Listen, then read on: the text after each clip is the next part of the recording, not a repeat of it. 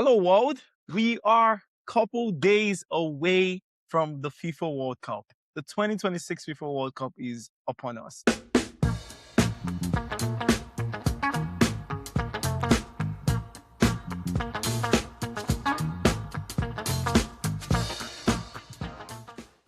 And guys, man, I can feel it in the air, man. Like you just know when it's World Cup season, man, there's just no feeling to describe it. I think it's one competition where the memories of the first one you watched to the memories you've created with teams that you've supported or rooted for, or to the pain and agony you've suffered, you just have those memories. You just have flashbacks, and for good, for bad, but no sports competition in the world tops this. No amount of people are watching this sports competition more in the world in any time in history. It's my sixth World Cup. I started watching the World Cup in 2006. And man, like there's no feeling to replace this. What can I say? Like I remember the Zidane's headbutt against my what's his name? Against Materazzi in the 2006 World Cup. That World Cup was Zidane laying his claim as one of the greatest midfielders that's ever lived, if not the greatest midfielder that ever lived.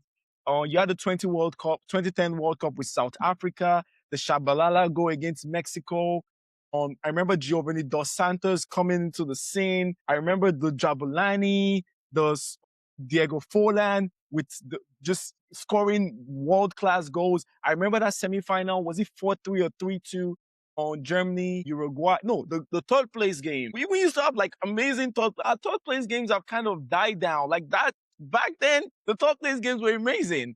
And I remember the battle between Uruguay and Forlan, where Forlan scored an incredible free kick. It was 3-2. Then also I remember the Ghana heartbreak, Asamoah Gyan going crazy that World Cup. I remember my mom crying when they lost on pens. Like the 2010 World Cup with what else happened that World Cup? There was just so many memories that came up from that World Cup. Just South Africa hosting an incredible World Cup. Obviously, the meaning towards like an African team hosting a World Cup too, and an African country hosting a World Cup.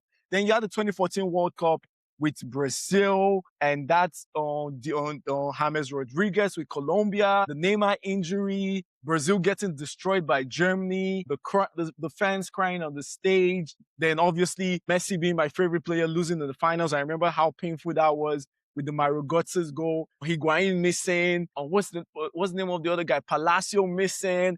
Like then 2018 World Cup, where you had France have this incredible run, and you had Mbappe coming to the scenes, laying his claim as one of the greatest World Cup players we've ever had. And Nigeria was in that World Cup, I believe. Was Nigeria in the 2018 World Cup? No, what? I don't think we're in the 2018 World Cup, but like 2018 World Cup. I don't know why I can't have to. Oh, you had the Russian team looking so good. You had a crazy group stage where at some point, I think Japan, Germany, and one other team, was it Costa Rica, that wasn't qualified, and we're waiting for the last game to happen, and on the teams that will qualify changed like the last moments of these games and all. Man, then you had the 2022 World Cup with Messi winning the World Cup, and for me, the greatest footballing game I've ever watched in my life was the France versus Argentina final, and all the emotions, and Argentina playing beautiful, one of the best football game from a team, considering pressure, considering the moment, considering they played an incredible 74 minutes of football, and that thing will not matter because Mbappe was on the other end. And while he would have a quiet game, he almost broke hearts of not just a generation of Argentinians, it's just a bunch of Messi fans in the world. And I remember those feelings. I remember being exhaustingly sick to my stomach, if that's even a word, and all, and Messi lifting that, and Morocco's making the run in 2024, 2022. And all this just brings back to just the fact that the World Cup is incredible, amazing. And there's so much more memories that everyone has. And I think one of the biggest part that I've always enjoyed is how they're winners even without winning a trophy. Like that Ghanaian team was a winner in our minds, like as an African. Some teams make runs and they just being there. Saudi Arabia beating Argentina was like a win for the nation and stuff like that. So I love the World Cup. What can I say? Like I can go on and on. And if I want to focus on one World Cup, I can focus on one World Cup. But We're talking about the 2026 World Cup. We need a drum roll. We need a drum roll. We need a drum roll. It's here. It's here. So what I'm going to be doing today is I'm going to be giving quick previews. These are previews that please, there's no I may have some tactical understanding and analysis of some team, but some of this is just vibes. Vibes, what we're feeling, how we're feeling about a certain team, on certain teams under pressure. That's hey, you have to make it to the next round. And also the fact that we are going to have 8 third place teams that are going to qualify for the round of 32 this year, because we have 48 World Cup teams and all. I love it. I love the world representing the world. Like, we have more teams to celebrate, more stories, tradition, culture, celebrations, everything. I love it. The third place thing, though, I still have some way I feel about that. Not because I hate it. It's more, there's less of jeopardy. There's less of like angst. There's less, when you lose one game, I remember how that used to feel when only 2 teams were qualifying from a group. So we've lost that bit. But again, hey, this is what it is. We're going to love it. I'm just going to give quick predictions. Not going to take too much time on this. I'll talk about some teams more than I will talk about others, just based on my information and understanding of what these teams are and all. So let's do FIFA World Cup. Yeah, let's look at some of these teams, Let's look at some of these teams. So I'll say Group A. Czech Republic, Mexico, South Africa, South Korea. I think I'm going for South Africa to come out of this group. I don't know who is going to be second, though. I think South Africa can come out of this group and all. Mexico, I don't really have an understanding how good that team is right now. So my only pick for this group will be South Africa makes out of this group. I don't know whether they're third, second, or first. They're going to make out. But South Korea cannot be trifled with. It's like the Asians team always come to play in the World Cup. They are always one of the best watches we have in the World Cup. So actually, I'm going to say South Korea is going to make it out of this group. I think South Korea makes it out of this group. I'm even more sure of that than even South Africa. I actually would say South Korea makes it out of the group. But let's move to Group B. You have Bosnia, my homeland now, Canada, Qatar, Switzerland. I'm going for Switzerland and Canada to make it out of this group, top 2 in this group. And for Canada, they have to make us proud. Like, you're home, you cannot disappoint. You even going to third place is kind of embarrassing. Figure out your stuff, come out of that group. I think Canada and Switzerland makes it out of this group.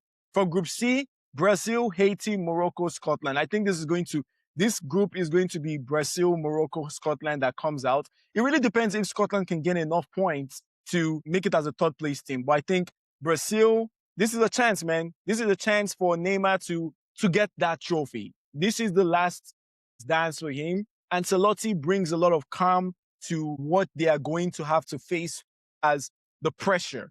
The pressure as for this Brazilian squad. You have Vini Jr. They have one of the best center-back partnerships with Marquinhos and Gabriel. Gabriel, who for me, one of the best players in the world this year.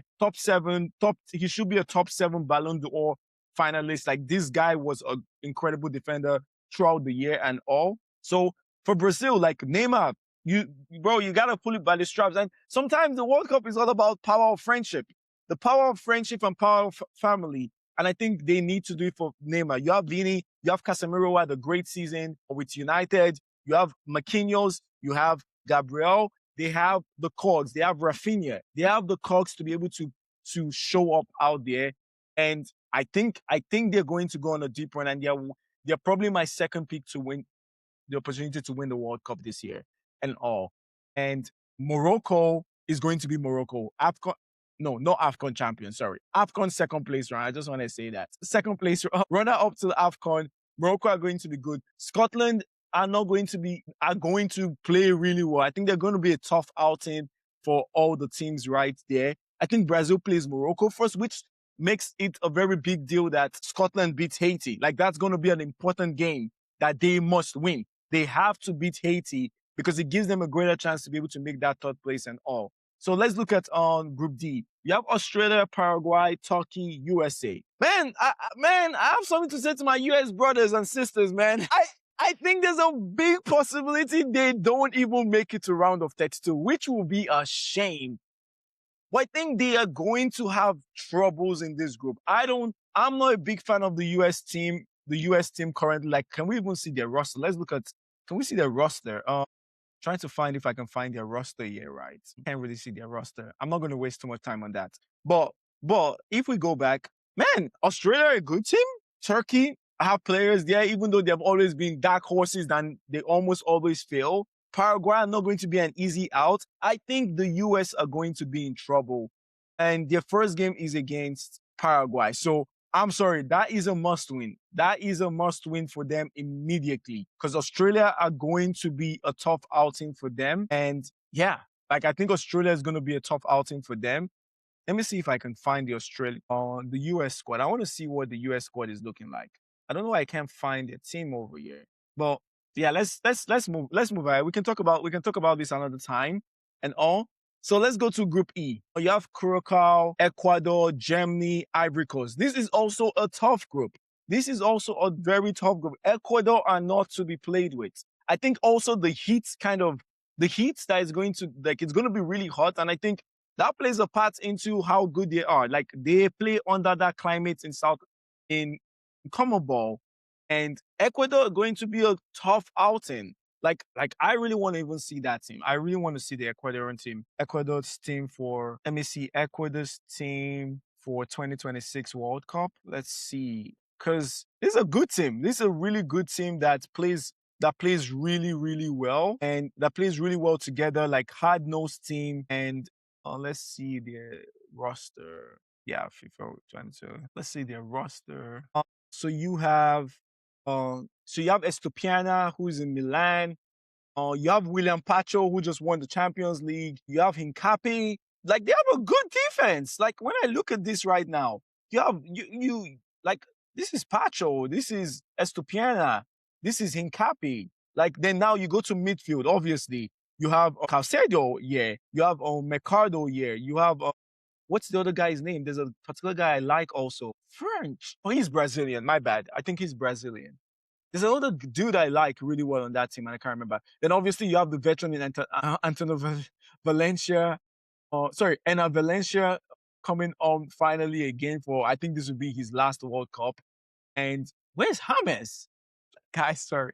James is in Colombia. My bad. Yeah, their front line, I don't really know too many of these guys, but that midfield, they have a good midfield. They have a good defense. And I think they are going to make a run. I think I will be really disappointed if they don't make it to what they call it, to the round of 32. I will be disappointed. I think this team is a really good team. And for Germany, same thing. I think it's going to be easy. Germany are going to make it. And Ivory Coast, man. Ivory Coast, another good team that we have in this group.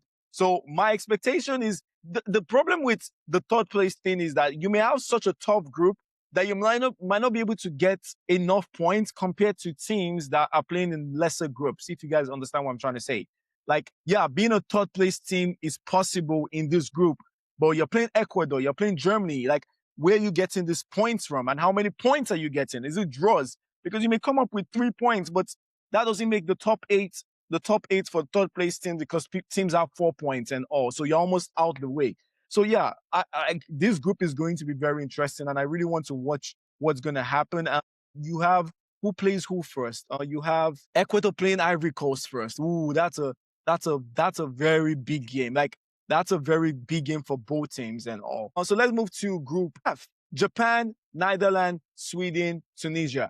Another good group. Another really good group. I really like this group too. Man, as I said, Japan. In all my World Cups, I don't think a team has entertained me more than the Japanese team. Like every single World Cup, I don't think any team plays a better brand of football than Japanese team. I remember one of my favorite players, Keisuke Honda. You've had multiple runs of them that they just play this electrifying, direct, tactically flexible, and also very disciplined, fast brand of football that catches teams off guard. Like teams, even the European teams are not able to like handle these things and all. So Japan, I'm not going to be surprised if they come out of this group. Like I will not be shocked one bit. Like I think they are good enough to come out of this group. So it's going to be between Sweden, Tunisia, Netherlands and obviously Netherlands are the better team. I know, I understand that. I'm just saying,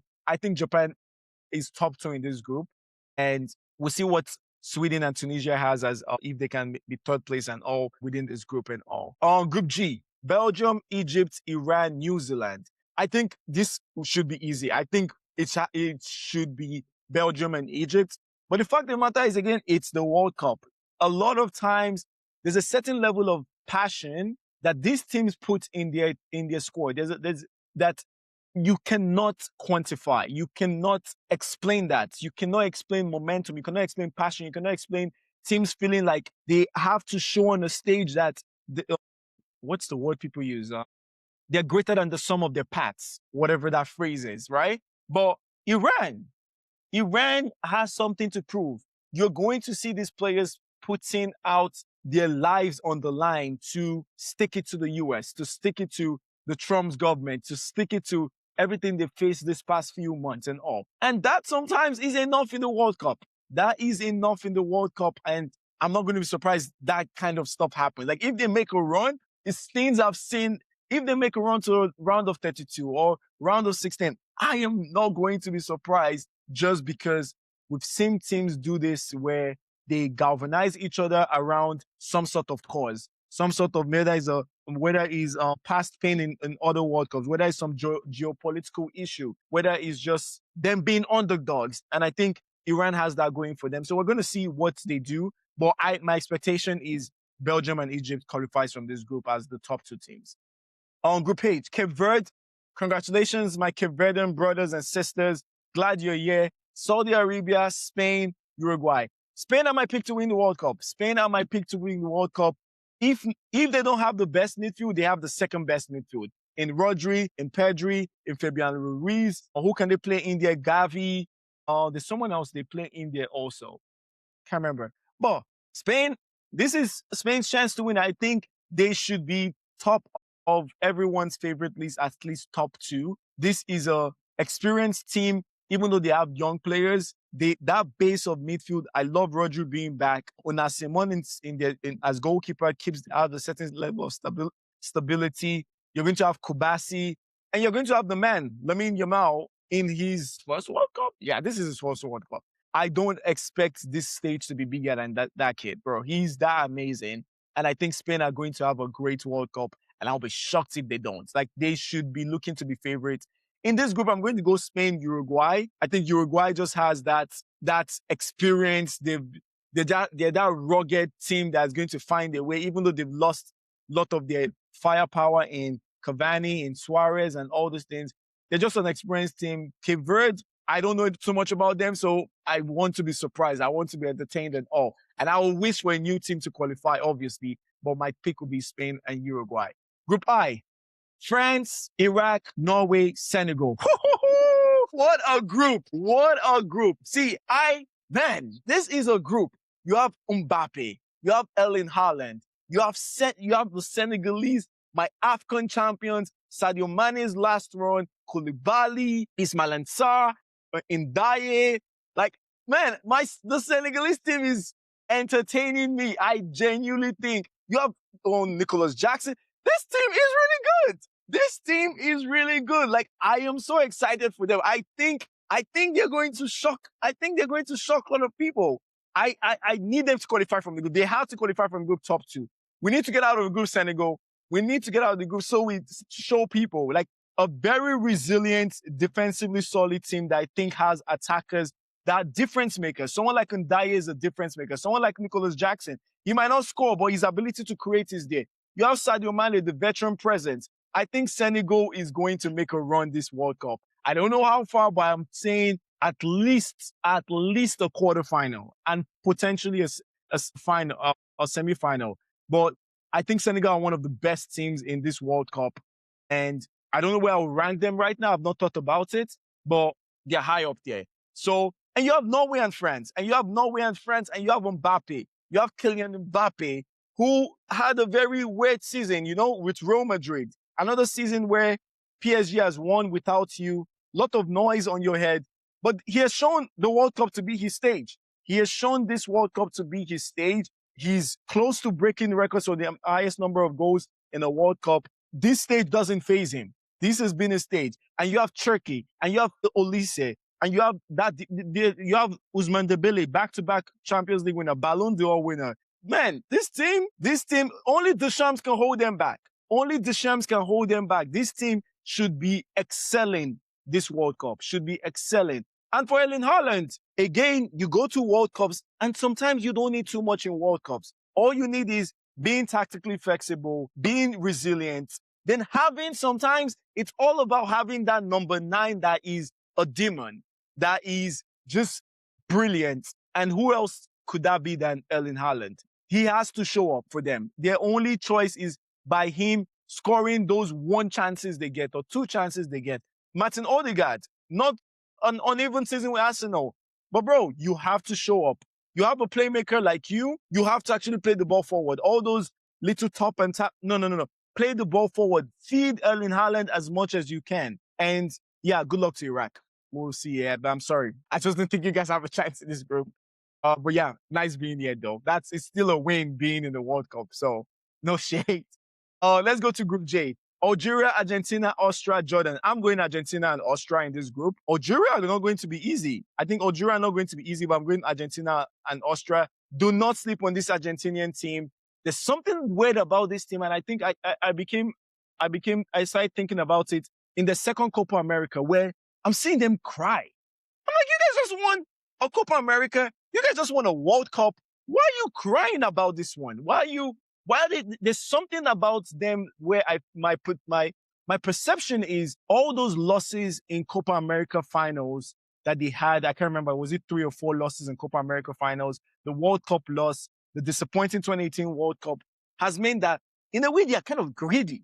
They're every opportunity to win with Messi is like heads and shoulders the most important thing. So they don't have this lackadaisical approach, and they didn't have that in the Copa America. And I was a bit surprised, they just won the most important thing. So that midfield, they might not be great individually, but they know how to come together. This team knows how to play. This team knows how to play for themselves. They know how to run for each other. They know, hey, Messi is not going to run too much. We're going to run.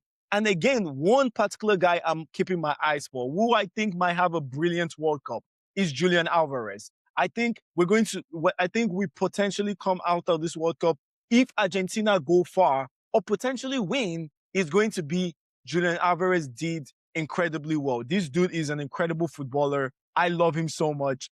And I think they would have to also, he would have to carry a bit of load in terms of goal scoring. We know how much he pressed. We know his defensive attribute. His ball striking is amazing. But I'm really stoked on this Argentina team regardless. I don't know if Christian Romero is going to be back. He's an important part of the defense and all. But the power of friendship, the power of brotherhood, the power of just them playing and revering this moment they have when they play with Messi. We saw that in the 2022 World Cup. We saw that in the Copa America wins. There's something about this for them. And that, plus the talent they have, is enough, could be enough to get them to over the finish line again and stuff. Austria, I think Austria does well. What's his name? Their coach. I like their coach. Pretty good coach. I know people are not big fans of him, but I think I like him. And yeah, I think Austria and Argentina makes it out of this group. Group K, Colombia, Congo, Portugal, Uzbekistan. I think this is going to be Colombia and Portugal. Shout out my Congolese brothers and sisters. I'm glad you're here. I'm happy for you. Shout out everyone that's, I love you guys so much. But I think Colombia and Portugal makes it out of here. Colombia, a very, very good team, a better team. You have, what's his name? There's a midfielder that is on Colombia I really, really like, right? And this team is really good. They're going to have James. I think James is going to be here. Let's check the Colombia team for this year. I can't remember if James is here for the 2026 World Cup. Did he get called up? I think he should, but you never know. But yes, he is. So you have Luis Diaz, one of my favorite attackers in the world. You have Luis Diaz.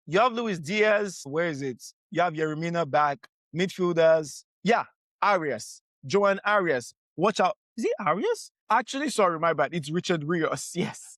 It's Richard Rios that is the guy who I was thinking about. Watch out for him. Jefferson Lamar is a good midfielder. You have Luis Diaz coming back. I've always liked Quintero. You have James Rodriguez. This is a team, a hard-nosed team that no one should take for granted. and all, no one should take them for granted. Like no one should take this team for granted. Yeah, so that's just a hard-nosed team that no one should take for granted and all. And I think Portugal makes it. I think this is their best chance. The fact of the matter is this is Cristiano Ronaldo's best chance to win the World Cup. They have one of the best teams in the World Cup.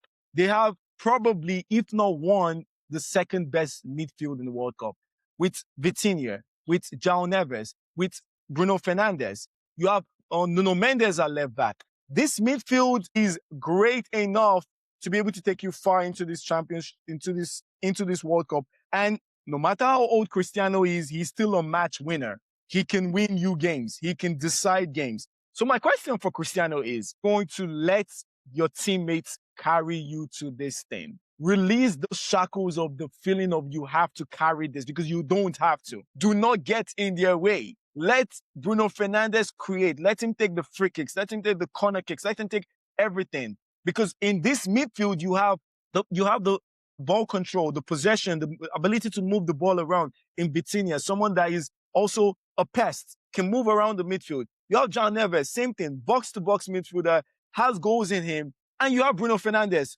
record breaker, who can create chances out of not anything. I still have certain issues with Bruno in terms of his style. But in the World Cup, man, it's live or die. And this type of player is something that will be potentially very incredible. So do not always play. For Portugal, you don't have to play like we need Ronaldo to score a goal. Like it should be, we need to score. And however way is the best avenues of scoring, which obviously includes Ronaldo, but they need to be less cross-heavy. They need to be more intricate passing because they have the players to that. They need to bring their team into it. And the fact of the matter is Cristiano is so great enough. Cristiano's ball positioning and on movement of the ball means he will get chances. He will get his ability to score. But we don't need to put all our attention on, we need to feed Ronaldo, we need to feed Ronaldo, we need to feed Ronaldo. Because I can tell you right now, if that is the sentiment, if that's what they go into this World Cup doing, they are not going to win. If they go the other route, though, this is a dangerous team. This is one of the best teams in the World Cup. That midfield gives me a lot of hope for them that they will be able to like beat down Uzbekistan, Congo, Colombia. Even the Colombia game is going to be tough. Don't play with the Colombian team, but I think they can easily rip off 3 wins in this group and qualify. And yeah, my pick is going to be Portugal and Colombia. And yeah, Croatia, England, Ghana, Panama.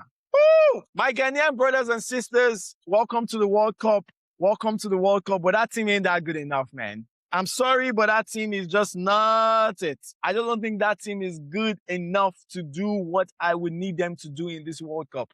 Put Ghana aside. England. I love Thomas Tuchel. Everyone who knows me as a Chelsea fan knows I love Thomas Tuchel. His decisions to not pick certain players, I'm not going to say they're wrong. I think the reasoning of how he would get to those conclusions makes sense.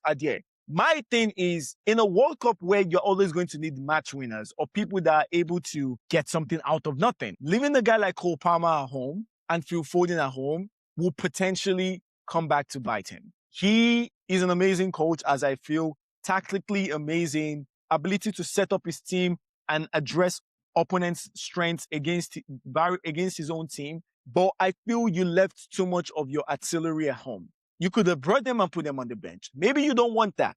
But I feel there will be games England will need to solve things and answer to certain things. And I feel a guy like Cole Palmer, a guy like Foden would have really, really, really helped. This squad for me, yes, you have Morgan Gibbs-White, he didn't bring either. So this squad for me is like, hey, you want something in your image and all, cool. My thing is, hey, bro, I think there's going to be solutions. And you potentially left solution providers at home. At home. You could have brought them and played them on the bench and bring them on. But you left them at home. That defense doesn't give me any sort of confidence either. Konsa, who else they have in there? Like, I can't remember. But I've looked at that squad and I remember like that defense doesn't give me any sort of confidence. And I'm not a Harry Maguire guy. I'm not saying bring Harry Maguire, but I'm just talking generally. Even if Maguire was there, I would feel the same way, right? So Tuchel is under immense pressure there was no way he was not going to be under pressure. But those decisions have made it heightened.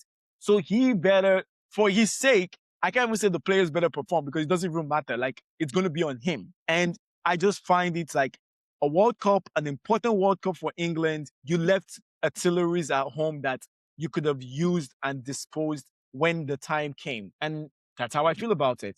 For Croatia, we know what these guys are about now. We know what these guys are about. I think they're going to qualify. They just have the experience. They just have the wherewith. They know this moment. They know this time. They will find a way to get out of this and be in a round of 32. So yeah, that is my preview. That is my preview. I think this is going to be an incredible World Cup. I'm so excited. I'm grateful to be seeing another one. Yeah, man.